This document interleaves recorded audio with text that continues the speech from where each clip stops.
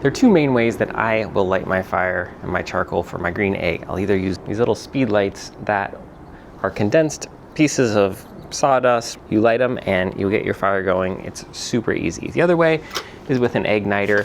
It's an electric lighter. You kind of turn it on and put it in there and it's gonna light your fire pretty quickly.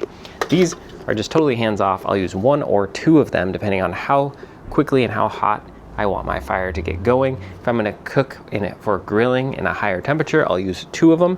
If I'm just gonna be slow smoking around 250 degrees, I'll just use one to bring up that fire nice and slow. Totally open the bottom and the top vents, and then we'll light it.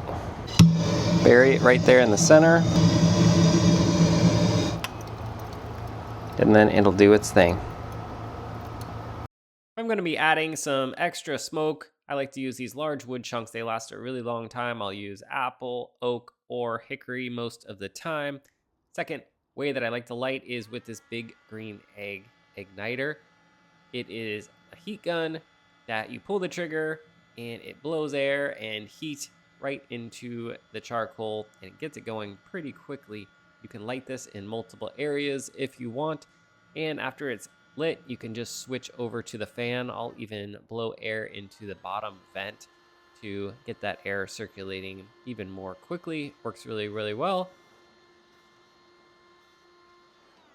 A little more hands-on than the first method that I showed, but either way, your charcoal gets going pretty quickly.